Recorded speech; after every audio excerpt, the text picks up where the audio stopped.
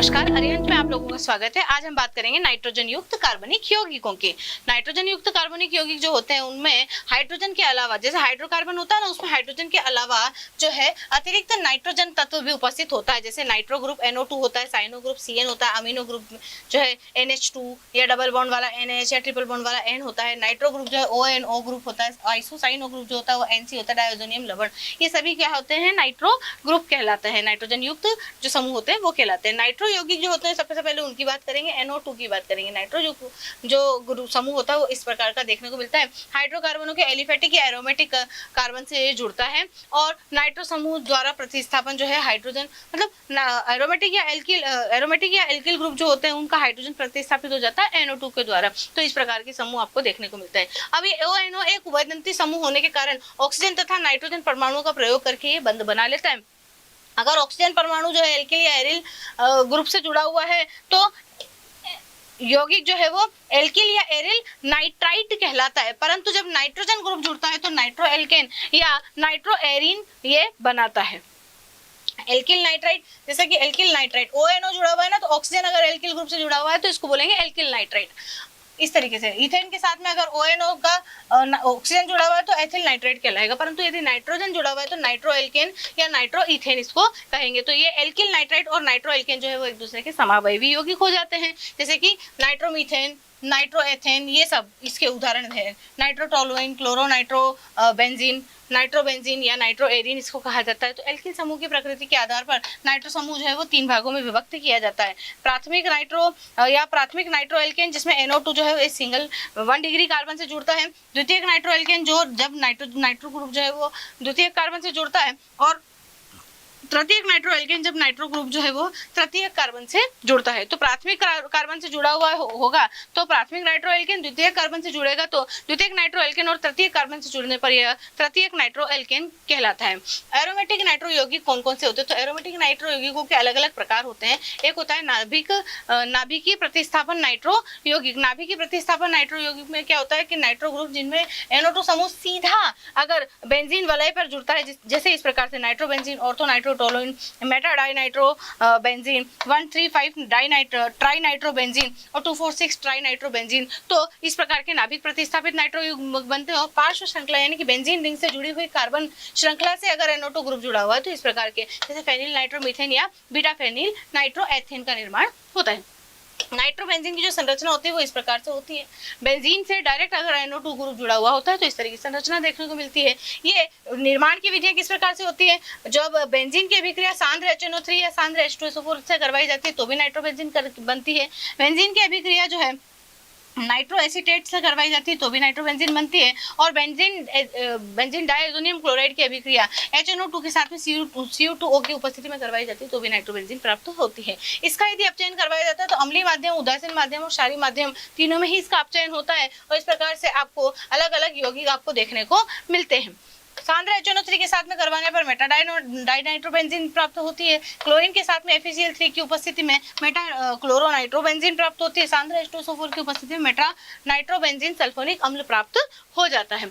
Alkyl nitrite की अगर हम बात करें तो एल्किल नाइट्राइट कैसे कैसे बनता है? ब्रोमो इथेन की अभिक्रिया अगर KNO2 के साथ में या NaNO2 के साथ में सांद्र HCl की उपस्थिति में करवाई जाती है तो एल्किल नाइट्राइट बनता है। और एल्किल नाइट्राइट का अपघटन करवाने पर आपको तनु NaOH की उपस्थिति में क्षारीय माध्यम में NaNO2 प्राप्त होता है तथा जलीय माध्यम में अमोनियम हाइड्रोक्साइड प्राप्त होता है तथा SN+HCl गैस भी प्राप्त हो जाती है। और इसका H2O के साथ में अपचयन करवाने पर आपको HNO2 नाइट्रस अम्ल प्राप्त हो जाता है। एल्किल नाइट्राइट तथा नाइट्रो एल्केन में विभेद करने के लिए आप अगर अपचयन करवाते हैं, अपचयन से ये जो है ये तो क्या देते हैं? अल्कोहल देते हैं, जबकि ये जो है ये प्राथमिक अमीन देते हैं।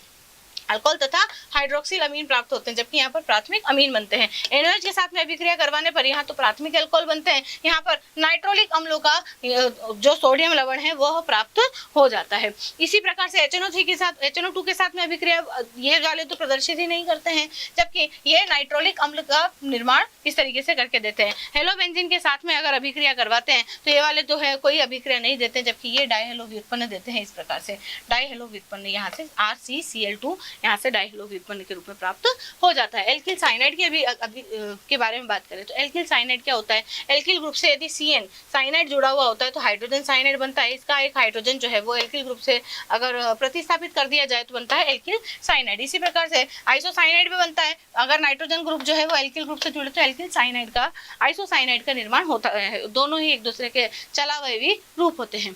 एल्किल साइनाइड जो है उसका संक्षिप्त विवरण देखते हैं यहाँ पर। निर्माण की विधियां कैसे कैसे बनता है। एल्किल हैलाइड की कैसियन के साथ में अभिक्रिया द्वारा भी बनता है। अमाइड की P2O5 के द्वारा ऑक्सीकरण करवाने पर भी जो है प्राप्त होता है। 1 डिग्री अमीन की कॉपर निकल और 773 केल्विन टेम्परेचर पर अभिक्रिया करवाने पर भी प्राप्त हो जाता है। और इस प्रकार के जो अणु यौगिक होते हैं उनकी भी जब P2O5 या CH3COO के साथ में ऑक्सीकरण करवाया जाता है तब भी आपको एल्किल साइनाइड प्राप्त होता है, तथा RMGX से अभिक्रिया द्वारा भी ये एल्किल साइनाइड आपको प्राप्त हो जाता है। एल्किल साइनाइड की रासायनिक अभिक्रियाएं देखें तो HCl के साथ में अमाइड का निर्माण करते हैं। NaOH के साथ में H2O की उपस्थिति में अगर अभिक्रिया करवाते हैं तो एसिड जो है कार्बोक्सिलिक अम्ल देते हैं, और अगर NaOH भी इसमें डाल दिया तो कार्बोक्सिलिक अम्लों के लवण दे देते हैं, सोडियम लवण दे देते हैं।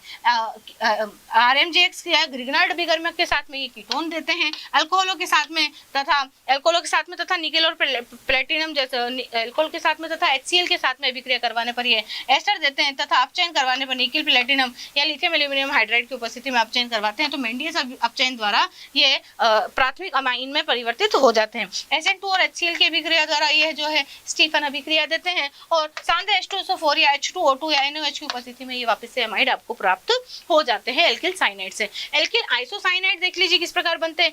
अगर आपने एल्किल हैलाइड की अभिक्रिया AgCN के साथ में करवाई तो AgCN इसको एल्किल आइसोसाइनाइड में परिवर्तित करता है, ना कि साइनाइड में। एल्किल अमीन की अभिक्रिया जो है आप अगर क्लोरोफॉर्म से KOH की उपस्थिति में क्षारीय माध्यम में करवाते हैं तो भी आपको जो है एल्किल आइसोसाइनाइड देखने को मिलती है, या एल्किल आइसोसाइनाइड प्राप्त होती है। यहाँ पर 2 तो डबल बॉन्ड होते हैं और 1 कोऑर्डिनेट बॉन्ड उपस्थित होता है। रासायनिक गुणधर्म इसके देखें तो एल्किल आइसोसाइनाइड की अभिक्रिया जो है H2O के साथ में HCl की प्रेजेंस में करवाएंगे तो आपको प्राथमिक अमीन प्राप्त होगी। C2H5OH की उपस्थिति में अगर करवाते हैं तो आपको द्वितीयक अमाइन प्राप्त होगी, और अगर 250 डिग्री सेल्सियस पर करवाते हैं तो आपको इससे साइनाइड प्राप्त हो जाएगी। ऑक्सीजन के साथ में ऑक्सीकरण करवाने पर आपको साइनाइड प्राप्त होगा। सल्फर के साथ में इसको आप अगर अभिकृत करवाते हैं तो थायोसाइनेट आपको प्राप्त हो जाता है, और क्लोरीन के साथ में ही इस प्रकार का एक उत्पाद बना करके देता है। एल्किल साइनाइड तथा एल्किल आइसोसाइनाइड में यदि विभेद करना हो तो इसकी गंध के द्वारा किया जाता है कि इसकी गंध विशिष्ट होती है, परंतु इसमें दुर्गंध नहीं आती, जबकि इसमें से तीव्र दुर्गंध प्राप्त होती है। जल में विलेयता के आधार पर देखें तो ये विलेय होते हैं, जबकि ये अल्प विलेय होते हैं। अपचयन जो होता है, अपचयन द्वारा ये प्राथमिक अमीन बनाते हैं लाइक दिस, और ये द्वितीयक अमीन बनाते हैं बिल्कुल इस प्रकार से। अम्लीय जल अपघटन यदि आप करवाते हैं तो इसका कार्बोक्सिलिक अम्ल में परिवर्तन हो जाता है, जबकि फार्मिक अम्ल तथा प्राथमिक अमीन में परिवर्तित हो जाते हैं। ग्रिग्नार्ड अभिकर्मक द्वारा ये योगोत्पाद बनाते हैं जो जल अपघटन द्वारा कीटोन दे देता है लास्ट में, और ये कोई अभिक्रिया यहाँ पर प्रदर्शित नहीं करते हैं। अमाइन की बात कर लेते तो अमाइन क्या होते हैं। एमीन जो है अमोनिया के व्युत्पन्न होते हैं, जिसमें अमोनिया के एक या एक से अधिक हाइड्रोजन जो है वो एल्किल या एरिल समूह द्वारा प्रतिस्थापित कर दिए जाते हैं। अगर अमोनिया का एक हाइड्रोजन विस्थापित कर दिया जाए तो इस प्रकार से, 2 हाइड्रोजन अगर विस्थापित कर दिया जाए तो इस प्रकार से, और 3 हाइड्रोजन अगर विस्थापित कर दिया जाए तो इस प्रकार से आपको प्राथमिक, द्वितीयक और तृतीयक अमाइन प्राप्त हो जाती है। मिथाइल अमाइंस का नाम ethyl amine, dimethyl amine, dimethyl amine, trimethyl amine, और ये एनिलीन आपको मिलता है अगर एरोमेटिक ग्रुप जुड़ता है तो। अमीनों का वर्गीकरण नाइट्रोजन से जुड़े एल्किल या एरिल समूहों के आधार पर प्राथमिक समूह। प्राथमिक देख लीजिए, अमाइन जो है मिथाइल अमाइन, मतलब अगर सामान्य सूत्र CnH2n+1 और NH2 है, यानी कि एल्किल ग्रुप एक ही जुड़ा हुआ है। अमोनिया में से हाइड्रोजन जो है एक ही एल्किल ग्रुप द्वारा प्रतिस्थापित किया गया है तो आपको प्राथमिक अमाइन प्राप्त होगी इस प्रकार से। और यदि अमोनिया के 2 हाइड्रोजन जो है विस्थापित हो गए हैं 2 एल्किल ग्रुपों द्वारा तो आपको मिलेगी द्वितीयक अमीन, डाइमेथिल अमीन, एथिल मेथिल अमीन। ये समान भी हो सकते हैं और ये विभिन्न ग्रुप भी हो सकते हैं। और तृतीयक अमीन में नाइट्रोजन के अमोनिया के तीनों हाइड्रोजन जो है 3 एल्किल ग्रुपों द्वारा प्रतिस्थापित कर दिए जाते हैं तो आपको तृतीयक अमीन प्राप्त होती है, बिल्कुल ट्राइमेथिल अमीन या एथिल मेथिल फेनिल अमीन। तीनों समान भी हो सकते हैं और 3 अलग भी हो सकते हैं। और चतुष्क अमोनियम लवण, जैसे कि आप देख लेंगे कि अमोनिया में यदि एक हाइड्रोजन और जुड़ जाता है तो ये अमोनियम लवण में परिवर्तित हो जाता है। बिल्कुल उसी प्रकार से अगर 4 जो नाइट्रोजन है, क्योंकि नाइट्रोजन पे जो है लोन पेयर भी उपस्थित होता है, इस लोन पेयर द्वारा भी अगर कोई एल्किल ग्रुप बंध बना ले तो ये किसमें परिवर्तित हो जाता है, टेट्रामेथिल अमोनियम क्लोराइड में। तो अमोनियम लवणों का ये निर्माण कर लेता है। द्वितीयक और तृतीयक अमीनों को जो है पुनः आप अलग अलग वर्गीकृत कर सकते हैं, सम्मित या साधारण। साधारण में क्या होता है, दोनों जो एल्किल ग्रुप होते हैं वो समान होते हैं, जैसे कि यहाँ देख लीजिए। और असम्मित या मिश्रित अमीन जो होते हैं उनमें दोनों ही नाइट्रोजन या NH से जुड़े हुए दोनों ही ग्रुप जो होते हैं वो अलग अलग प्रकृति के होते हैं। R समूह की जो प्रकृति है उसके आधार पर इसको एल्किल समूह, जैसे कि अगर एल्किल ग्रुप या जो अनएरोमेटिक ग्रुप जुड़ा हुआ है जिसका sp3 संकरित कार्बन होता है, यदि उससे नाइट्रोजन जुड़ा हुआ है तो ये क्या कहलाते हैं, एल्किल अमीन कहलाते हैं। जबकि एरोमेटिक कार्बन से जुड़ा हुआ जो अमाइन ग्रुप होता है उससे बनने वाले या sp2 संकरित कार्बन से जुड़ा हुआ होने पर ये एरिल अमाइन का निर्माण कर लेते हैं, जैसे कि एनिलीन या डाइफेनिल अमीन। नाइट्रोजन से जुड़े हुए समूह की संख्या के आधार पर भी ये प्राथमिक, द्वितीयक तथा तृतीयक अमीनों में वर्गीकृत किए जा सकते हैं, जैसे एर एल्किल अमीन। अब एर एल्किल अमीन में एरोमेटिक और एल्किल ग्रुप से अगर अमाइन आपका जुड़ा हुआ है तो आपका बनता है एर एल्किल अमीन बनता है। एन मेथिल बेंजिल अमीन भी इस तरीके से बनता है, ये बेंजिल ग्रुप है, ये मिथाइल ग्रुप है। अमीनों की संरचना की बात करें तो जैसे अमोनिया में नाइट्रोजन परमाणु जो होता है, इसमें अमोनिया में नाइट्रोजन परमाणु इस प्रकार से sp3 संकरित होता है, जिससे 3 हाइड्रोजन सिग्मा बंध बना करके जुड़े हुए होते हैं और एक लोन पेयर उपस्थित होता है जिसका जो बंध ये कैसा होता है, sp3 संकरित होता है और बंध कोण जो है वो भी इसमें इस प्रकार से पाया जाएगा। इसकी कैसी स्थिति होती है, पिरामिडी इसकी संरचना होती है और यहाँ पर जो CN बंध की जो लंबाई है, अब यहाँ पर अगर इसकी जगह पे CH3 और CH3 में जोड़ दो तो कार्बन और नाइट्रोजन की बंध लंबाई जो है 1.47 एंगस्ट्रॉम की हो जाती है। तो इस प्रकार की स्ट्रक्चर आपको इसकी देखने को मिलती है। जिस प्रकार से अमोनिया की स्ट्रक्चर है, एक H जो है वो एक R द्वारा प्रतिस्थापित किया जाएगा तो प्राथमिक अमीन, 2 R लग जाएंगे तो द्वितीयक अमीन और 3 R अगर प्राप्त होते हैं तो तृतीयक अमीन आपको मिलती है। अब आबंध कोण का जो बढ़ता हुआ मान है वो अमाइन में सबसे कम होता है, जबकि तृतीयक अमीन में सबसे ज्यादा होता है, क्योंकि तृतीयक अमीन में एल्किल ग्रुप जो है वो सब एक दूसरे को क्या करते हैं, प्रतिकर्षित करते हैं और प्रतिकर्षित करने की वजह से बंध कोण जो है वो दूरी बढ़ जाती है और दूरी बढ़ने की वजह से इनके बीच का जो कोण है वो भी बढ़ जाता है। एमिनो का नामकरण, सामान्य नाम पद्धति में इसे एलिफेटिक यौगिकों का नामकरण करने के लिए एल्किल अमीन के रूप में, इसे एरोमेटिक यौगिकों का नामकरण करने के लिए एरिल अमीन के रूप में, मतलब अगर एलिफेटिक यौगिक है तो एल्किल अमीन और अगर एरोमेटिक यौगिक है तो एरिल अमीन इसको कहा जाएगा, जैसे कि मेथिल अमीन, एथिल अमीन, या फिर अगर बेंजीन ग्रुप जुड़ा हुआ है तो डाइफेनिल अमीन इसको आप कहेंगे, डाइमिथाइल अमीन इसको कहेंगे। और अगर 2 अलग अलग प्रतिस्थापी हैं तो अंग्रेजी वर्णमाला के अनुसार इसका नाम M से शुरू होता है, इसका नाम E से शुरू होता है तो इथाइल मिथाइल अमाइन इसको कहेंगे। इस प्रकार इसके नामकरण किए जाते हैं। IUPAC के अकॉर्डिंग अगर हम नामकरण देखें तो IUPAC में प्राथमिक अमीन को एल्केन अमीन, द्वितीयक अमीन को जो है N एल्किल अमीन तथा तृतीयक अमीन को NN डाई एल्किल अमीन कहा जाता है। अब जैसे ये है इसको बोलेंगे मीथेन अमीन, ये है N मिथाइल मीथेन अमीन और ये N एथिल, अब ये इथाइल ग्रुप है तो E, ये मिथाइल है और ये मिथाइल है तो N मेथिल एथेन अमीन इसका नाम हो जाएगा। दो इथाइल ग्रुप है तो एक इथाइल ग्रुप जो है वो सब्स्टिट्यूट के रूप में ये भी M से E से चालू होगा। इस प्रतिस्थापन में क्या हो रहा है, एक तरफ तो आपको एथिल ग्रुप मिल रहा है, यहाँ भी आपको एथिल ग्रुप मिल रहा है और यहाँ पर आपको जो है मिथाइल ग्रुप मिल रहा है। अब कोई एक ही जो है मुख्य कार्बन श्रृंखला हो सकती है, किसी एक इथाइल को आप मुख्य कार्बन श्रृंखला ले लेंगे, क्यों, क्योंकि 2 कार्बन वाली जो है वो 1 कार्बन वाली से बड़ी होती है। तो एक जो है इसको आपने मेन कार्बन चेन आपने अगर इसको ले लिया है तो ये भी सब्स्टिट्यूट हो गया, ये भी सब्स्टिट्यूट हो गया। तो सब्स्टिट्यूट का भी जो नाम होता है उसमें से जो अल्फाबेटिकल ऑर्डर में पहले आता है उस सब्स्टिट्यूट का नाम आप पहले लिखते हैं और इसका नाम आप बाद में लिखते हैं। तो N ethyl N methyl ethane amine इसका नाम हो जाता है। एरोमेटिक अमीनों का IUPAC नाम अगर आप लिखते हैं तो सामान्य रूप से इनको एनिलीन कहा जाता है, जैसे कि बेंजीन के साथ में अगर नाइट्रोजन अमाइन ग्रुप जुड़ा हुआ है तो इसको फेनिल अमीन या एनिलीन इसका IUPAC नाम है। और अगर इसके साथ में मिथाइल ग्रुप जुड़ा हुआ है तो एन मिथाइल एनिलीन इसका नाम हो जाएगा। अगर इसके साथ में मिथाइल और इथाइल दोनों जुड़ा हुआ है तो N ethyl N methyl methyl aniline हो जाएगा, इसका नाम एनिलीन हो जाएगा इसका नाम। IUPAC पद्धति के अनुसार जो है इसके नाम 2 मिथाइल बेंजीन अमीन देख लीजिए, दूसरे नंबर पे मिथाइल ग्रुप जुड़ा हुआ है तो 2 मिथाइल बेंजीन हो जाएगा और n मिथाइल बेंजीन इसका नाम हो जाएगा, तो बेंजीन इसको कहा जाता है आईपीसी के अकॉर्डिंग। एरिल अल्किल अमीन का जो नामकरण है एलिफेटिक अमीन के व्युत्पन्न के रूप में किया जाता है और ऐसा करते समय एरिल समूह की जो स्थिति है इसको उपयुक्त अंक द्वारा भी प्रदर्शित किया जाता है। जैसे फेनिल मेथिल एमीन, ये कौन है, ये फेनिल है, ये मिथाइल है और इसके साथ में जुड़ा हुआ अमाइन है। और 2 phenyl propane 1 amine, 2 phenyl propane 1 amine, यहाँ पर आप मेन कार्बन श्रृंखला जो है इसको लेंगे ना कि इसको, तो ये भी प्रतिस्थापी के रूप में 2 फेनिल प्रोपेन 1 एमीन और यहाँ पर फेनिल एक ही कार्बन है तो 1 फेनिल मीथेन अमीन आप बोलो या फेनिल मिथाइल अमीन आप बोलो, एक ही बात यहाँ पर हो जाती है। तो सारणी में आपको कुछ एरिल अमीनों के सामान्य नाम तथा आईयूपीएसी नाम, एरिल और एल्किल समूह के जो है आईयूपीएसी और सामान्य नाम दिए हुए हैं यहाँ पर। अब इनमें बात करेंगे हम समावयवता की। समावयवता में पहले ही बात करेंगे श्रृंखला समावयवता की। श्रृंखला समावयवता में क्या होता है, मॉलिक्यूलर फॉर्मूला तो सेम होता है परंतु जो श्रृंखला होती है उसमें परिवर्तन आ जाता है। अगली बात करते हैं हम स्थान समावयवता की। तो NH2 समूह की जो स्थिति है उसके स्थान में परिवर्तन हो जाता है। अभी NH2 जो है वो 1 नंबर के कार्बन पर जुड़ा हुआ है, यहाँ आप देखेंगे तो एमीन ग्रुप जो है वो दूसरे नंबर के कार्बन पर जुड़ा हुआ होता है।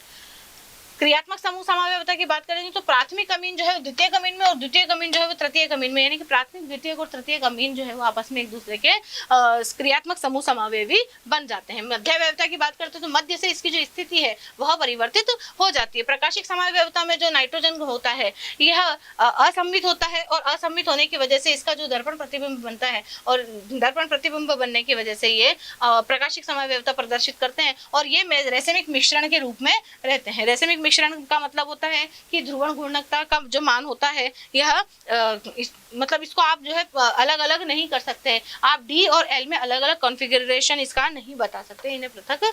और इस प्रकार के जो अणु होते हैं वो ध्रुवण घूर्णकता प्रदर्शित करते हैं और इन्हें पृथक किया जा सकता है इस प्रकार के, परंतु इस प्रकार के जो मिश्रण होते हैं ये रेसिमिक मिश्रण प्राप्त होते हैं। अमीनों के निर्माण की अभिक्रिया में आप पहले देखेंगे केवल प्राथमिक अमीन के निर्माण की अभिक्रिया। प्राथमिक अमीन किस किस प्रकार से बनाया जाता है, एल्किल साइनाइड, नाइट्राइल अमाइड या नाइट्रो एल्केन, ऑक्सीन तथा एजाइड के अपचयन द्वारा बनाया जाता है। तो एल्किल साइनाइड का जो है अपचयन जो है आप किस प्रकार से करवाते हैं, मेंडियस अपचयन इसको कहते हैं, जो LiLH4 की उपस्थिति में करवाया जा सकता है अपचयन, या फिर Na+C2H5OH जिसको मेंडियस अपचयन, यानी कि इस अभिकर्मक का अगर आप इस अपचयन का इस्तेमाल करते हैं तो मेंडियस अपचयन इसका होता है। अमाइड का जो अपचयन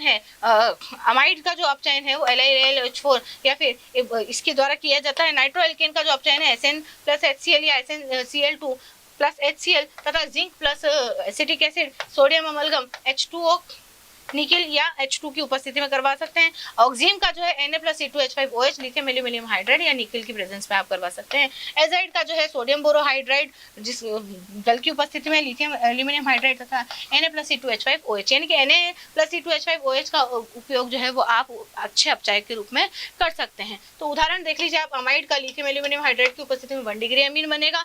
एल्किल साइनाइड जो है वो 1 डिग्री अमीन प्राप्त उसके अपचयन द्वारा जो है 1 डिग्री अमीन प्राप्त होगा। पहले इसका मतलब ये जो बंध है उसमें से एक बंध टूटेगा और इसको भी हाइड्रोजन और रेने निकल की उपस्थिति में आप जो है इसको प्राथमिक अमीन में परिवर्तित कर सकते हैं। नाइट्रो एल्केन जो है इनके उपस्थिति में भी प्राथमिक अमीन प्राप्त करके देगा आपको। कार्बोनिल यौगिक जो है वो ऑक्सीन बनाएंगे पहले और बाद में अपचयन द्वारा जो है इस प्रकार से अमाइन में परिवर्तित हो जाएंगे। एल्किल हैलाइड भी जो है सोडियम एजाइड की उपस्थिति में SN2 रिएक्शन प्रदर्शित करेगा और एल्किल एजाइड बना करके जिसका सोडियम बोरोहाइड्राइड के साथ में अपचयन करवा करके ये प्राथमिक अमीन दे देगा। साइनाइडों का जो अपचयन होता है इसके प्रयोग से श्रेणी आरोहण, यानी कि एक कार्बन अधिक वाली या अधिक कार्बनों वाला जो है वो आपको अमाइड देखने को, अमाइन ग्रुप आपको देखने को मिलता है। आइसोसाइनाइड का अगर जल अपघटन करवाते हैं तो आपको अमाइन प्राप्त हो जाता है और COOH ग्रुप जो है कार्बोक्सिलिक एसिड ग्रुप जो है वो भी प्राप्त हो जाता है। जैसे कि इसका अगर आप HCl की उपस्थिति में अपचयन करवाते हैं तो भी आपको क्या प्राप्त हो जाता है,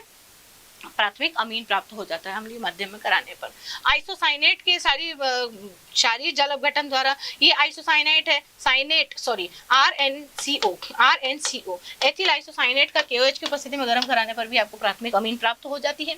हॉफमैन ब्रोमोमाइड अभिक्रिया में क्या होता है कि बेंजीन एमाइड जो है ब्रोमीन की उपस्थिति में तथा KOH की उपस्थिति में आपको एमिनो बेंजीन देता है और KBr K2CO3 और H2O जो है साइड प्रोडक्ट के रूप में बाहर हो जाते हैं, जिसकी क्रियाविधि आप देखेंगे कि आप CH3CO NH2 NH2 अमाइड को क्या जो है ब्रोमीन की उपस्थिति में तथा KOH की उपस्थिति में जब आप गर्म करवाएंगे तो आपको N ब्रोमो एथेनामाइड प्राप्त होगा। ये अब द्वितीय पद में क्या होता है कि N ब्रोमो एथेनामाइड जो है KOH के साथ में अभिक्रिया करते हैं, तो नाइट्रोजन का जो लोन पेयर होता है यहाँ पर इसकी अभिक्रिया होती है, H2O यहाँ से बाहर हो जाता है ये वाला, और K जो है इसके साथ में बाई प्रोडक्ट का फॉर्मेशन कर लेता है। अब इसमें से आप इस Br को अलग हटा देते हैं तथा CH3 का एक बॉन्ड यहाँ पर प्राप्त हो जाता है, तो इस प्रकार से मेथिल आइसोसाइनेट आपको प्राप्त होता है, जिसे बैकमैन पुनर्विन्यास भी कहा जाता है। डबल बॉन्ड जो है इधर शिफ्ट हो जाता है, ब्रोमीन यहाँ से हट जाता है, तो इस प्रकार से यहाँ पर बैकमैन पुनर्विन्यास होता है, और बैकमैन पुनर्विन्यास के बाद में आप इसको KOH के साथ में जल अपघटित करवा देते हैं तो आपको प्राथमिक अमीन प्राप्त हो जाता है। हॉफमैन ब्रोमाइड अभिक्रिया को प्रभावित करने वाले कौन कौन से कारक होते हैं?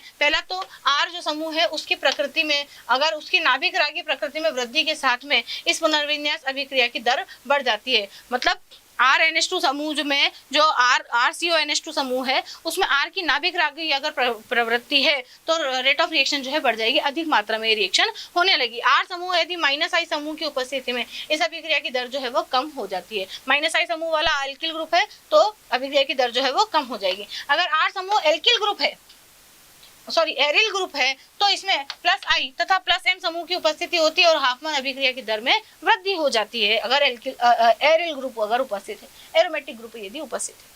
तो एरोमेटिक समूह में -I या -M समूह की उपस्थिति में हाफमैन पुनर्विन्यास अभिक्रिया की दर में कमी आ जाती है। अगर +M या +I है तो एरिल समूह जो है वो इसकी अभिक्रिया की दर को बढ़ा देगा, अन्यथा घटा देगा।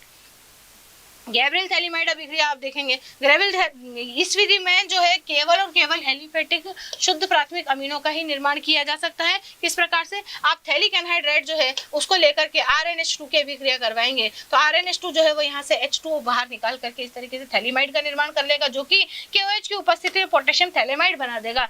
पोटेशियम थैलेमाइड जो है वो RX के साथ में अभिक्रिया करके जो है N एल्किल थैलेमाइड का निर्माण कर देगा, और N एल्किल थैलेमाइड जो है जल की उपस्थिति जल अपघटन करवा करके दाब लगा करके जो है इस प्रकार से थैलिक अम्ल में परिवर्तित हो जाएगा और यहाँ से आपको प्राथमिक अमीन प्राप्त हो जाएगी। इस विधि द्वारा थैलिक अम्ल का निर्माण भी किया जाता है। ग्रिगनार्ड अभिकर्मक द्वारा RMGX की अभिक्रिया जो है आप क्लोरामीन के साथ में करवाएंगे तो आपको प्राथमिक अमीन प्राप्त होगी।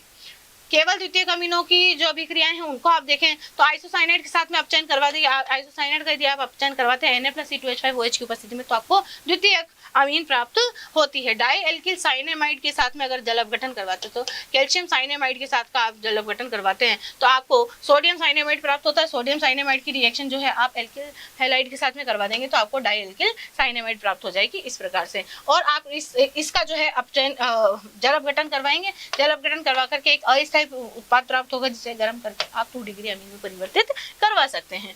N प्रतिस्थापी एमाइड के अपचयन द्वारा N प्रतिस्थापी जो अमाइड होते हैं CONH2, अब NH2 की जगह पे यहाँ पे एक हाइड्रोजन हट गया और एल्किल आ गया तो आप बोल सकते हैं क्या इसको N प्रतिस्थापित एमाइड, N प्रतिपादित एमाइड इसको बोल सकते हैं। इसका यदि अपचयन करवाएंगे तो भी आपको 2 डिग्री अमाइन प्राप्त होगी।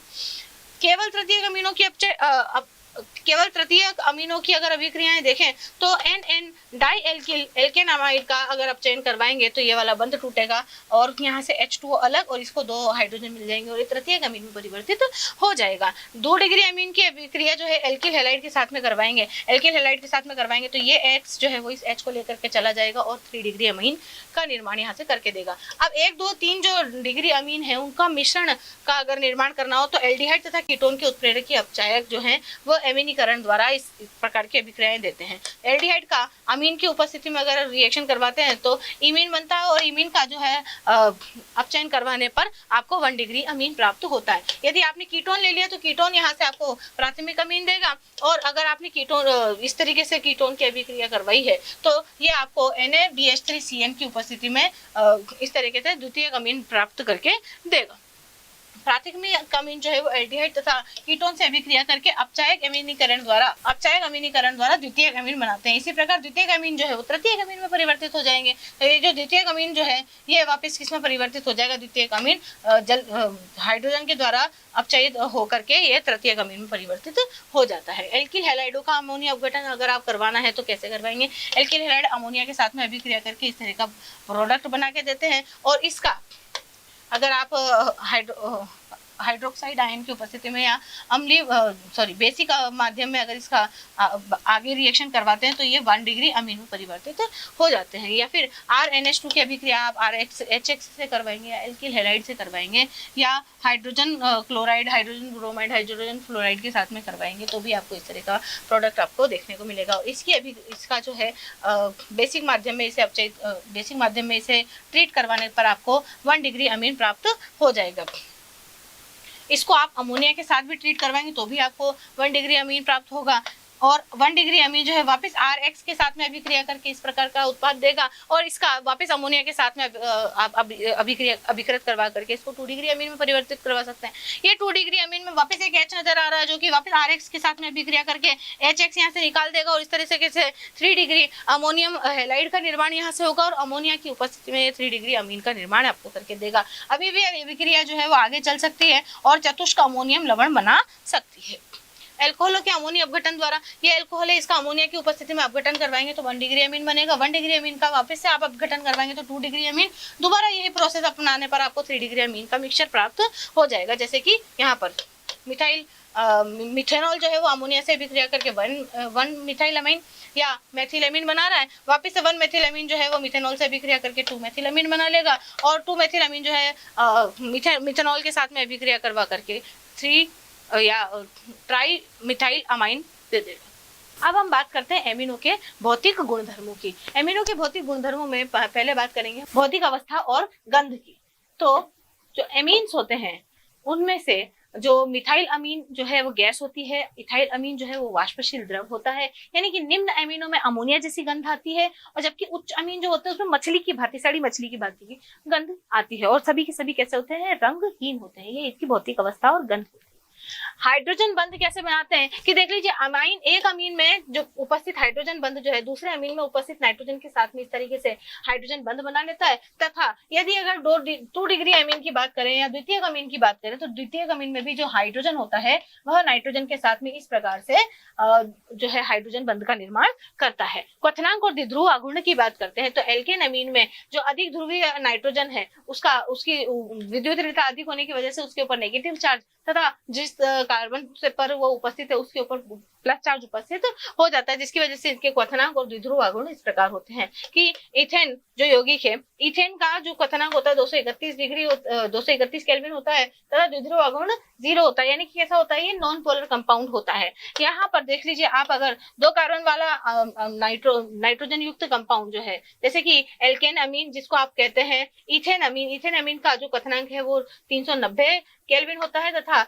1.2 इसका द्विध्रुव आघूर्ण होता है तथा इथेनॉल का जो क्वथनांक होता है वो 351 केल्विन होता है तथा द्विध्रुव आघूर्ण जो है वो 1.7 होता है। कार्बोक्सिलिक अम्ल, एल्कोहल तथा एमीन और एल्केन के जो क्वथनांक है उनमें सबसे कम जो है एल्केन का क्वथनांक तथा सर्वाधिक क्वथनांक जो है कार्बोक्सिलिक अम्ल का पाया जाता है, क्योंकि कार्बोक्सिलिक अम्ल जो है वो 2 तरफ से हाइड्रोजन बंधों का निर्माण करते हैं। इसी तरीके से यदि समावयवी एमीनों की बात करें तो 3 डिग्री एमीन जो है उसका सबसे कम क्वथनांक तथा 1 डिग्री एमीन का सर्वाधिक क्वथनांक पाया जाता है, क्योंकि 1 डिग्री एमीन के पास में हाइड्रोजन अधिक उपस्थित होने की वजह से अधिक हाइड्रोजन बंध बनाता है, जबकि 3 डिग्री एमीन जो है वो हाइड्रोजन बंध नहीं बना पाता। तो हाइड्रोजन बंधों के आधार पर यह क्वथनांकों का क्रम बताया गया है। इसी प्रकार से वाष्पशीलता, अगर इसका क्वथनांक सबसे कम है तो इसका मतलब ये सर्वाधिक वाष्पशील और ये सबसे कम वाष्पशील होगा। इसी प्रकार से एमीन और उनके क्वथनांकों की यहाँ पर एक लिस्ट दी हुई है, आप देख सकते हैं।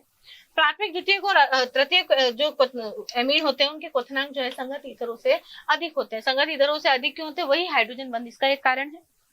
विलेयता की बात करें तो विलेयता भी हाइड्रोजन बंध की वजह से होगी। जल में उपस्थित जो ऑक्सीजन होता है उसके साथ में हाइड्रोजन जो है इस प्रकार से बंध बना करके एमीन्स को जल में विलेय बनाता है। और जैसे जैसे एल्किल ग्रुप का जो आकार है वो बढ़ता चला जाता है वैसे वैसे विलेयता जो है वो घटती चली जाती है, क्योंकि एल्किल समूह कैसा होता है, द्रव विरागी होता है। समावयवी एमिनो की विलेयता का क्रम जो है वो अगर वो आप बनाएंगे तो हाइड्रोजन परमाणु के आधार पर वो क्रम कुछ इस प्रकार से होगा कि अगर जो आपके एरोमेटिक अमीन्स जो हैं उनमें अंतराणु का हाइड्रोजन बंध जो है वो संभव नहीं हो पाता है, तो एनिलीन जो है वो एक दूसरे के साथ में हाइड्रोजन बंध बना करके अंतराणु हाइड्रोजन बंध बनाते हैं। सब एक दूसरे के साथ में ही हाइड्रोजन बंध बना लेते हैं। एमिनो की शारीरिक प्रकृति की अगर हम बात करें तो अमीनो में नाइट्रोजन के पास में एक इलेक्ट्रॉन युग्म उपस्थित होता है।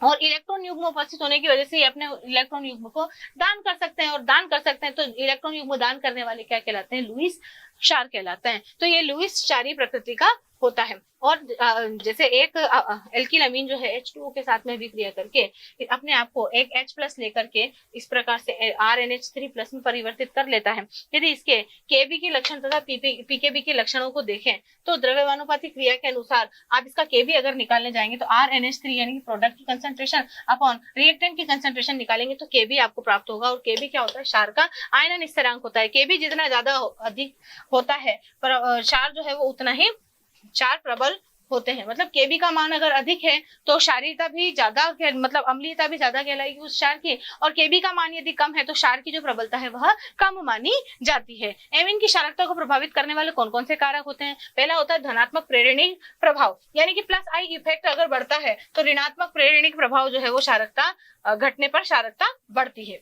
अगर ये बढ़ेगा तो क्षारकता बढ़ेगी, और -I इफेक्ट वाला जो ग्रुप है वो अगर कम होगा तो भी क्षारकता बढ़ेगी। तो गैसीय अवस्था में एमिनो की क्षारीयता में अमोनिया की क्षारकता सबसे कम तथा 3 डिग्री एमीन की क्षारकता सर्वाधिक पाई जाती है। -I प्रभाव युक्त समूह जैसे साइनो हेलोजन वगैरह जो है ये क्षारीयता को कम कर देते हैं। तो जो ऐसे ग्रुप हैं जो -I इफेक्ट वाले जैसे साइनो और हेलोजन ग्रुप यदि जुड़े हुए हैं तो इनकी जो क्षारकता होगी वो कम हो जाती है। विलायकन का प्रभाव या त्रिविम बाधा 3 डिग्री में सर्वाधिक होती है। तो त्रिविम बाधा के कारण जो है ये कम प्रोटोनीकृत होते हैं, और जलीय विलयन में 3 डिग्री एमीन जो है वो त्रिविम बाधा के कारण कम प्रोटोनीकृत होते हैं, जिसकी वजह से जल में 1, 2, 3 डिग्री मेथिल अमीनों की क्षारकता का क्रम जो है निम्न प्रकार पाया जाता है। अमोनिया सबसे कम और 3 डिग्री अमीन जो है वो सर्वाधिक।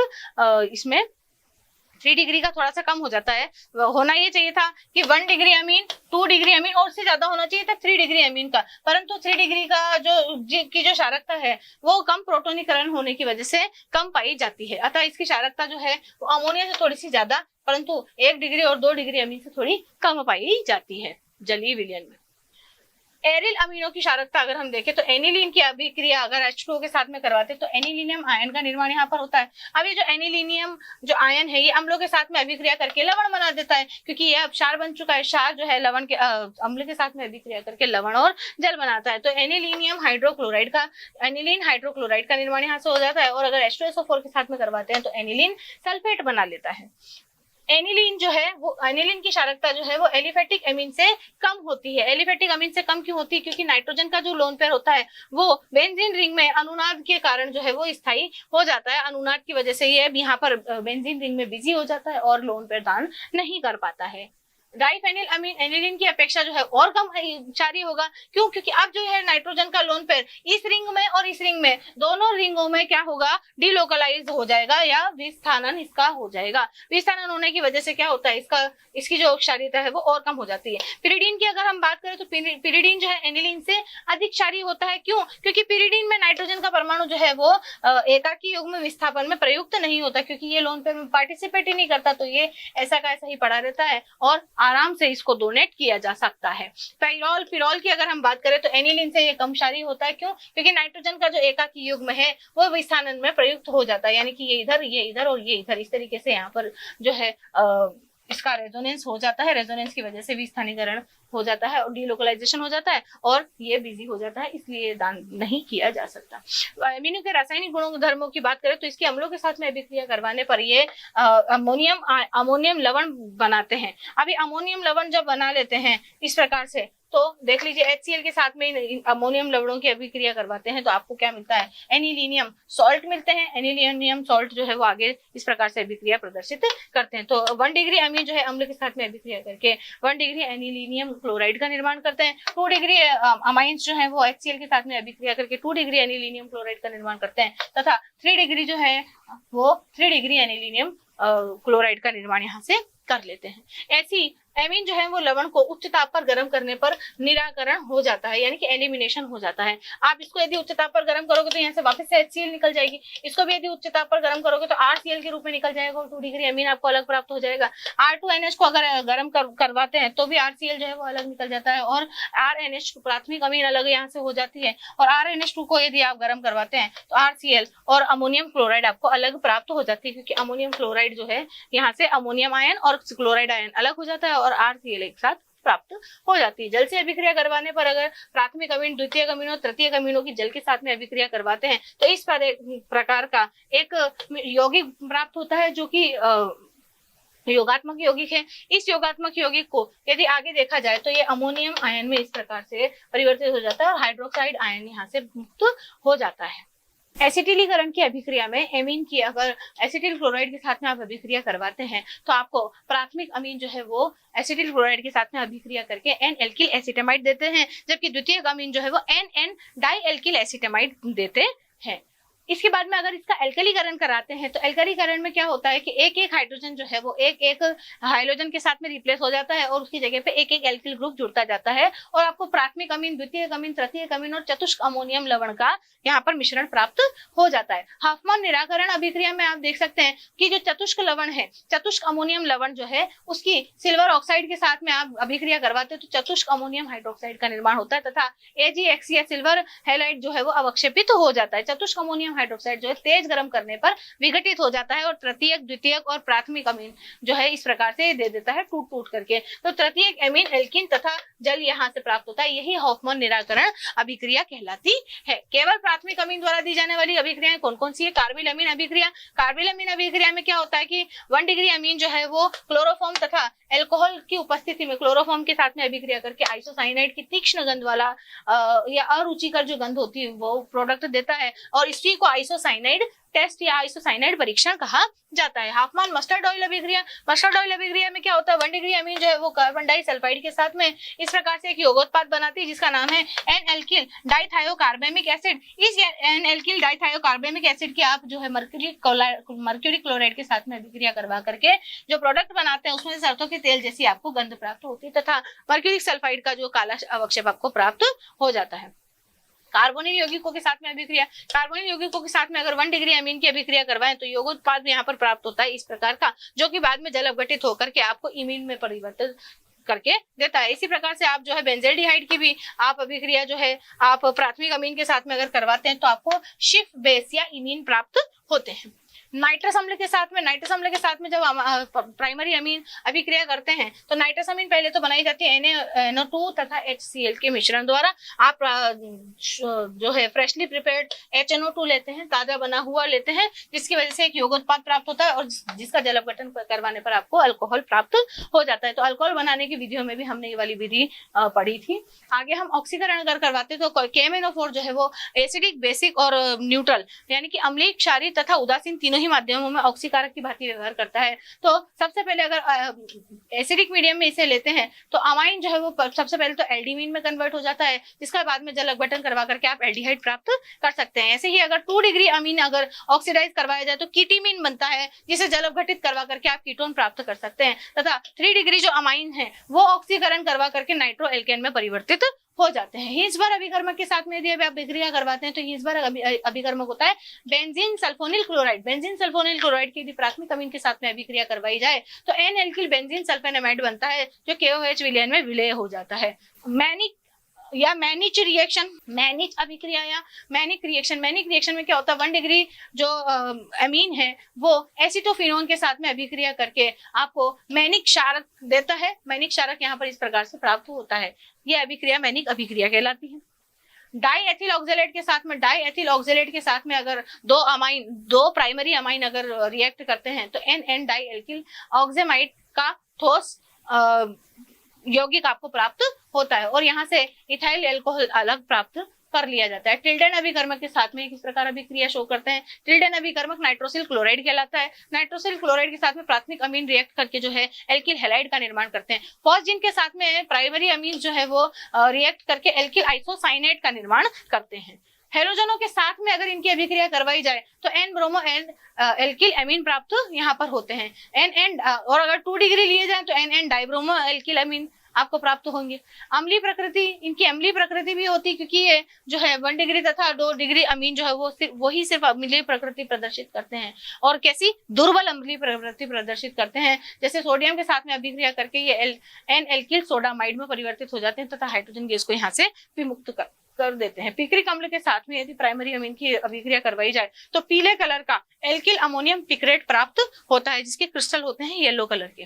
बेंजोइलीकरण अगर करवाया जाए तो बेंजोइल क्लोराइड के साथ में प्राथमिक अमीन की अभिक्रिया NaOH की उपस्थिति में करवाई जाएगी, तो यहाँ से इसका बेंजोइलीकरण हो जाएगा इस प्रकार से। ग्रिगनार्ड अभिकर्मक के साथ में आप जब प्राइमरी अमीन की अभिक्रिया करवाते हैं तो एल्केन आपको प्राप्त होती है तथा यौग उत्पाद आपको अलग प्राप्त हो जाता है। केवल द्वितीयक अमीन द्वारा कौन कौन सी अभिक्रियाएं दी जाती हैं? हॉफमैन मस्टर्ड ऑयल अभिक्रिया। हॉफमैन मस्टर्ड ऑयल अभिक्रिया में वही कार्बन डाइऑक्साइड के साथ में जो है यौगोत्पाद देगा और यौगोत्पाद आगे जो है HgCl2 के साथ में किसी तरह का कोई अभिक्रिया नहीं शो करेगा, यानी कि यहाँ पर से Hg का जो काला अवक्षेप प्राप्त होता था वो यहाँ से नहीं होगा। नाइट्रस अम्ल के साथ में ये इस प्रकार से अभिक्रिया करके एक यौगोत्पाद बनाते हैं जिसका नाम होता है एन नाइट्रोसो डाई एल्किल अमीन, जो कि एक पीला तेलीय द्रव होता है। ऑक्सीकरण यदि इसका करवा दिया जाए 2 डिग्री अमीन का तो यहाँ से आपको इस प्रकार का एक यौगोत्पाद देखने को मिलेगा और बाद में ये H2SO5 की उपस्थिति में इस तरीके से ऑक्सीकृत होकर डाई एल्किल हाइड्रोक्सिल अमीन में कन्वर्ट हो जाएगा। हिंसबर्ग अभिकर्मक के साथ में अगर 2 डिग्री अमीन जो है रिएक्ट करता है तो यहाँ से HCl निकल जाता है और इस प्रकार का यौग उत्पाद NN डाइएल्किल बेंजीन सल्फोनेमाइड जो कि KOH में अविलेय होता है वह प्राप्त हो जाता है। डाइएल्किल ऑक्जेलेट के साथ में आप इसकी अभिक्रिया अगर करवाते हैं तो आपको ऑक्जेमिक एस्टर मिलता है जो कि एक द्रव होता है। टिल्डेन अभिकर्मक के साथ में अगर आप इसकी अभिक्रिया करवाते हैं तो यहाँ से भी आपको HCl अलग प्राप्त हो जाता है और एक तेलीय द्रव N नाइट्रोसो व्युत्पन्न प्राप्त हो जाता है। तृतीयक अमीन जो है वो कौन कौन सी अभिक्रियाएं देते हैं? नाइट्रस अम्ल के साथ में अभिक्रिया देकर के इस तरह का यौगोत्पाद बनाते हैं जिसे गर्म करने पर वह अपघटित हो जाता है और अल्कोहल में परिवर्तित कर देता है। ऑक्सीकरण अगर आप करवाना चाहते हैं तो KMnO4 की उपस्थिति में आप 3 डिग्री अमीन का ऑक्सीकरण करवाएंगे तो 3 डिग्री अमीन जो है वो इस तरीके से आपको ऑक्सीकृत होकर के एक प्रोडक्ट देगा। प्राथमिक द्वितीयक और तृतीयक की पहचान या अमीनो अम्लों की पहचान किस प्रकार करेंगे? आप हॉफमैन विधि द्वारा करेंगे। हॉफमैन विधि में तो क्या होता है कि प्राइमरी अमीन जो है वो एथिल ऑक्जेलेट के साथ में गर्म करने पर ठोस डाइएल्किल ऑक्जेमाइड बनाता है, जबकि द्वितीयक अमीन जो है वो ऑक्जेलिक एस्टर बनाता है जो कि एक तेलीय द्रव होता है, जबकि तृतीय अमीन जो है इस प्रकार की कोई अभिक्रिया देता ही नहीं है। ये तीनों अभिक्रियाएं जो हम अब आगे थोड़ी देर पहले ही देख चुके हैं। प्राइमरी अमीन जो है इनके साथ में एथिल ऑक्जेलेट के साथ में एक ठोस यौगिक का निर्माण करते हैं, जो द्वितीयक अमीन होते हैं वो एक द्रव यौगिक ऑक्जेमाइड का निर्माण करते हैं, जबकि ये 3 डिग्री जो अमीन होते हैं वो इसके साथ में किसी प्रकार की अभिक्रिया नहीं देते हैं। हिंसबर्ग विधि, अभी हमने तीनों ही प्राइमरी सेकेंडरी और टर्शरी तीनों की हिंसबर्ग विधि देखी है। हिंसबर्ग विधि में आप बेंजीन सल्फोनिल क्लोराइड की अभिक्रिया प्राइमरी अमीन, सेकेंडरी अमीन और टर्शरी अमीन के साथ में करवाते हैं तो आपको प्राइमरी अमीन से तो पोटेशियम लवण मिल जाता है जो कि जल में विलय होता है। एल्किल बेंजीन सल्फोनेमाइड का KOH के साथ में अगर विलयन बनाते हैं तो KOH में विलय हो जाता है,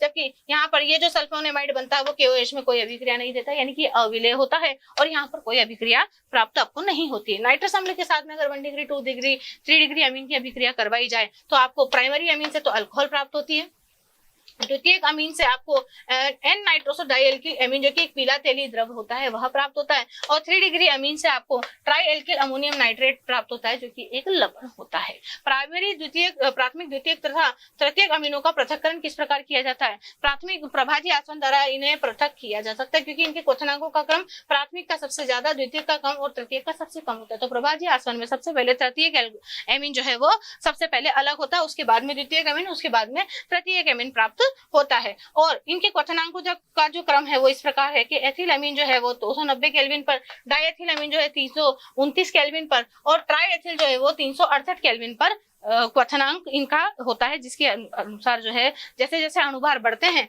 वैसे वैसे जो क्वथनांक है उनका क्रम इस प्रकार से प्राप्त आपको हो जाता है। अणुभार बढ़ने पर क्वथनांक भी बढ़ जाते हैं।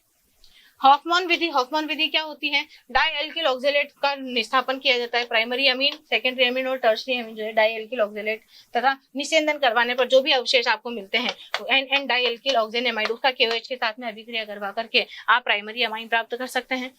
प्राइमरी अमाइन इस प्रकार से आपको प्राप्त हो जाएगी, या पता लग जाएगा कि इसमें प्राइमरी अमीन है क्योंकि ये जल में विलय होते हैं।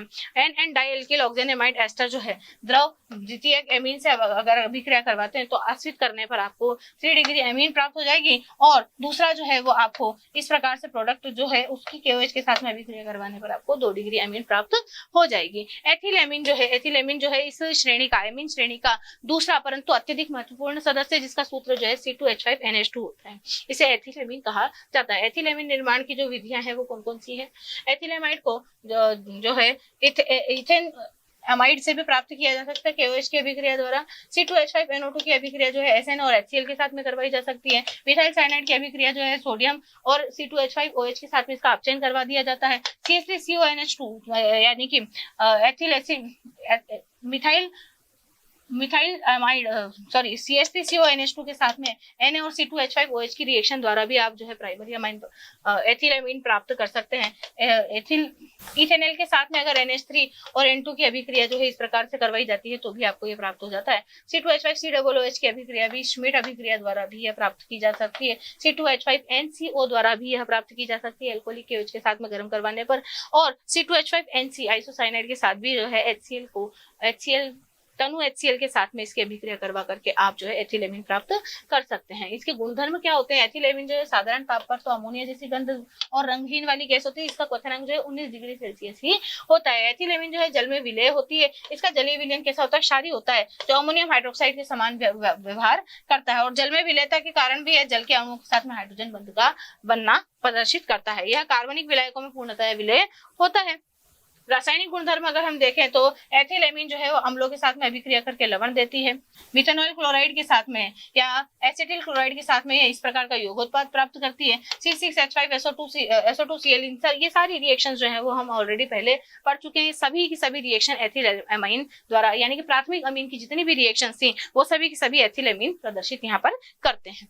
इनके उपयोगों की बात करें तो डाईमेथिनॉल यूरिया इससे बनाया जाता है, जिसका प्रयोग जो है सूती कपड़ों के निर्माण में किया जाता है। इसके बाद हम बात करेंगे एनिलीन की। एनिलीन जो है वो एरोमेटिक श्रेणी का या एरोमेटिक एमीन श्रेणी का सदस्य होता है, जिसका सूत्र ये इस प्रकार से होता है। इसके बनाने की विधियों का अगर वर्णन करें तो बनाने की जो विधियां हैं वो ये सारी वो विधियां हैं जिनसे आप एल्किल अमीन या एरोमेटिक अमाइन प्राप्त कर सकते हैं। एरोमेटिक अमाइन जैसे बेंजीन नाइट्राइड के साथ में अगर SN और HCl की अभिक्रिया करवाते हैं तो भी प्राप्त हो जाता है। C6H5NO2 के साथ में भी सेम टू सेम अभिक्रिया जो है वो, अगर औद्योगिक विधि आपको चाहिए तो Fe+HCl के रूप में आप के साथ में अभिक्रिया करवाएंगे तो औद्योगिक विधि बन जाएगी। बेंजीन क्लोराइड की अभिक्रिया जो है अमोनिया तथा CO2O के साथ में 200 डिग्री तापमान तथा 60 एटमॉस्फेरिक प्रेशर पर अगर करवाएंगे तो भी आपको बेंजीन एमीन प्राप्त हो जाएगी।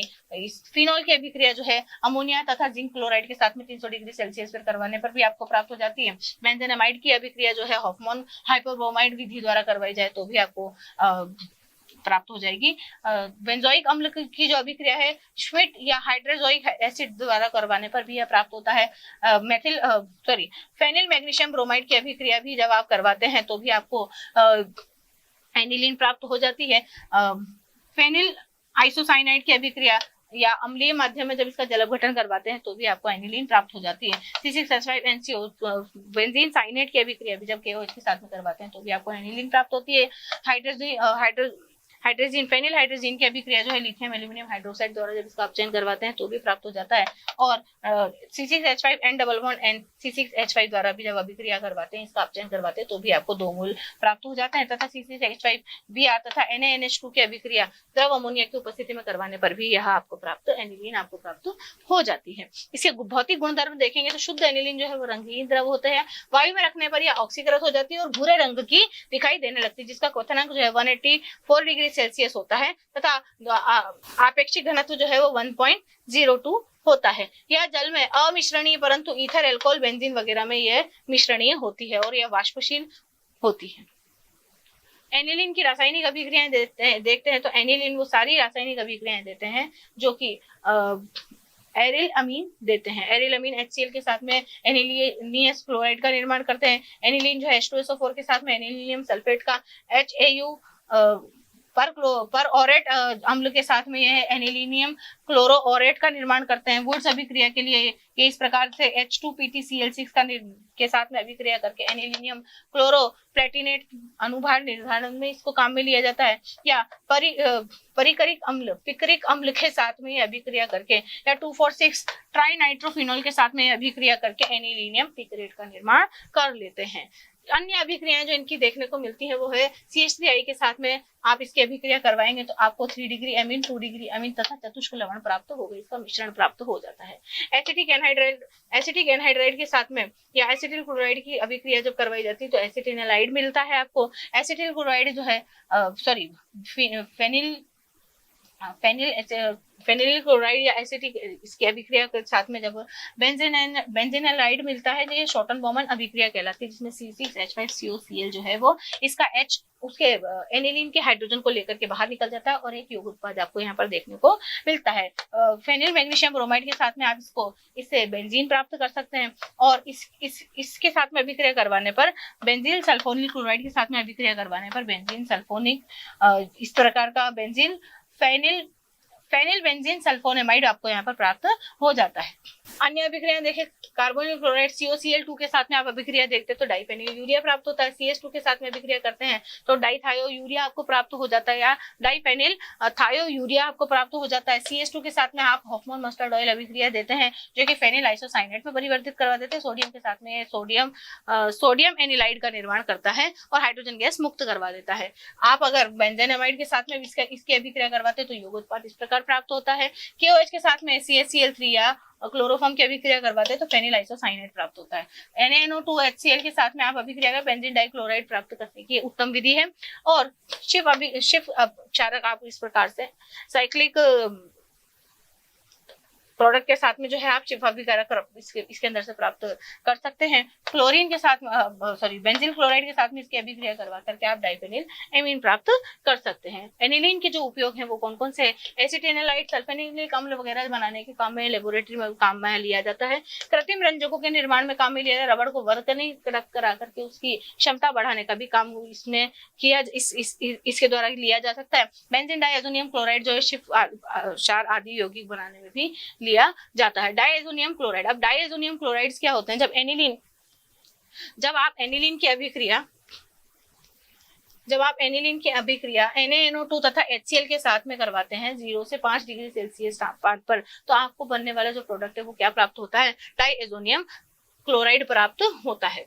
एरोमेटिक डाइएजोनियम क्लोराइड जो है अनुनाद के कारण स्थायी हो जाते हैं। इसका में नाइट्रोजन के ऊपर ये वाला बॉन्ड इधर शिफ्ट हो जाता है और ये वाला बॉन्ड इधर शिफ्ट होने की वजह से ऑर्थो तथा पैरा स्थितियों पर यहाँ पर इलेक्ट्रॉन का जो घनत्व होता है वो कम हो जाता है। तो बेंजीन डाइएजोनियम क्लोराइड के निर्माण की जो विधि है वो कैसी होती है? एनिलीन पर आप HCl की अभिक्रिया करवाते हैं। एनिलीन पर HCl की अभिक्रिया करवाने पर आपको एनिलीनियम क्लोराइड प्राप्त होता है जो कि HNO2 नाइट्रस अम्ल जो कि किससे प्राप्त होता है? NaNO2 तथा HCl की अभिक्रिया द्वारा प्राप्त होता है। NaNO2 के साथ में अभिकृत करवाते हैं तो आपको बेंजीन डाइएजोनियम क्लोराइड का निर्माण हो जाता है। यही अभिक्रिया डाइएजोटाइजेशन कहलाती है। भौतिक गुणधर्म अगर देखें तो जलीय विलयन में विद्युत के ये चालक होते हैं और अधिकांश डाइएजो लवण रंगहीन क्रिस्टलीय ठोस होते हैं, जल में विलय होते हैं। बहुत से डाइएजो लवण जो है वो ठोस अवस्था में विस्फोटक की तरह काम करते हैं। डाइएजो लवण जो है अस्थायी होते हैं किंतु धात्विक लवणों के साथ में जटिल लवण बनाकर इन्हें स्थायी किया जा सकता है। रासायनिक गुणधर्म इनके देखें तो सैंडवेयर अभिक्रिया CuCl की उपस्थिति में या CuBr की उपस्थिति में या CuCN की उपस्थिति में HCl HBr HCN के साथ में अभिक्रिया करवा करके बेंजीन क्लोराइड, बेंजीन ब्रोमाइड और बेंजीन साइनाइड का निर्माण करके देते हैं। अगर गाटरमान अभिक्रिया करवानी है तो कॉपर की उपस्थिति में आपको इसको गर्म करवाना पड़ेगा HCl के साथ में, तो आपको बेंजीन क्लोराइड प्राप्त हो जाएगी। आयोडीन परमाणु द्वारा प्रतिस्थापन इसका किया जाता है तो जलीय KI के साथ में आप जब इसका प्रतिस्थापन करवा सकते हैं तो यहाँ पर आप डाइएजोनियम लवण का मिथाइल प्रतिस्थापित जो डाइएजोनियम लवण है वह मिथाइल प्रतिस्थापित आयोडोबेंजीन में परिवर्तित हो जाता है और यहाँ से N2 गैस गायब हो जाती है या निकल जाती है। बाल-शीमान अभिक्रिया में आप HBF4 की अभिक्रिया इसके साथ में करवाते हैं। योगोत्पाद को गर्म करने पर आपको फ्लोरोबेंजीन प्राप्त हो जाता है। अन्य प्रतिस्थापन अभिक्रियाएं अगर हम देखें तो बेंजीन डाइएजोनियम क्लोराइड जो है HBF4 के साथ में फ्लोरोबेंजीन देता है अगर ये जो योगोत्पाद है इसकी अभिक्रिया HF के साथ में ना करवा करके NaNO2 के साथ में करवाई जाए तो नाइट्रोबेंजीन प्राप्त होती है। KCN के साथ में अभिक्रिया करवाने पर बेंजीन साइनाइड प्राप्त आपको हो जाता है। या फिर इस तरीके का एक जो कोऑर्डिनेशन कंपाउंड है उपसंयोजक यौगिक द्वारा इस अभिक्रिया करवाने पर भी ये जो है बेंजीन साइनाइड का निर्माण करता है। जल अपघटन करवाने पर ये फिनॉल का निर्माण करता है। H3PO2 के साथ में यह बेंजीन का निर्माण करता है। NaNH2 के साथ में ये एनिलीन का निर्माण कर देता है। KSH के साथ में ये थायोल का निर्माण कर देता है, बेंजीन थायोल का निर्माण कर देता है तथा C2H5 के साथ में ये फेनेटोल का निर्माण कर देता है। गोमबर्ग अभिक्रिया देखें, गोमबर्ग अभिक्रिया में क्या होता है, ये जो पीछे वाला जो हाइड्रोजन होता है पैरा स्थिति पर उपस्थित हाइड्रोजन जो है वो इसके H के साथ में जो है Cl बना लेता है तथा यहाँ से N2 भी बाहर निकल जाती है और ये दोनों जो है इस प्रकार का एक योगोत्पाद यहाँ से देते हैं। युग्मन अभिक्रियाएं जितनी भी होंगी उसमें सभी में क्या होगा कि पैरा स्थिति पर उपस्थित जो हाइड्रोजन होंगे वो यहाँ से एलिमिनेट हो जाएंगे और इस तरीके से आपको दो बेंजीन इस तरीके से जुड़ करके एक यौगिक का निर्माण करेंगे। इसीलिए इन्हें क्या कहा जाता है, युग्मन अभिक्रियाएं। दो जुड़ करके एक हो जाते हैं, युग्मित हो जाते हैं तो ऐसो यौगिक आपको प्राप्त होते हैं। यहाँ पर जी कोई भी ग्रुप हो सकता है जैसे कि OH, NR2, NHR या NH2 इलेक्ट्रॉन प्रतिकर्षी ग्रुप जो होते हैं वो उपस्थित हो सकते हैं। इनका अपचयन करवाते हैं। अपचयन करवाने पर अगर आप SnCl2 HCl की उपस्थिति में इनका अपचयन करवाते हैं तो फेनिल हाइड्रोजन हाइड्रोक्लोराइड का निर्माण होता है। यदि Zn और HCl की उपस्थिति में अगर आप इसका अपचयन करवाते हैं तो इस तरीके से NHNH2 प्राप्त होती है जिसे बाद में एनिलीन में परिवर्तित कर लिया जाता है। KOH के साथ में अभिक्रिया अगर आप बेंजीन डाइज़ोनियम क्लोराइड की करवाएंगे तो इस तरीके से पोटेशियम लवण का निर्माण करके देंगे। बेंजीन डाइज़ोनियम क्लोराइड का जो कार्बनिक यौगिकों के लिए कौन को क्या क्या महत्व है वह देखते हैं। तो इन यौगिकों का जो महत्व है, बेंजीन डाइज़ोनियम क्लोराइड का कार्बनिक यौगिकों के लिए क्या महत्व है वह देखते हैं कि बेंजीन डाइज़ोनियम क्लोराइड जो है वो विभिन्न प्रकार के रंजकों का निर्माण करके देता है जिसमें एजो रंजक तथा नारंगी रंजक सबसे ज्यादा महत्वपूर्ण होते हैं। बेंजीन डाइज़ोनियम क्लोराइड से एरोमेटिक हाइड्रोकार्बनों का संश्लेषण किया जाता है। बेंजीन डाइज़ोनियम क्लोराइड से जो स्थानांतरण अभिक्रियाएं द्वारा fluorobenzene, chlorobenzene, bromobenzene, iodobenzene, phenol वगैरह जितने भी अभी आपने उत्पाद देखे उन सभी का निर्माण होता है। और आज इस चैप्टर में इतना ही।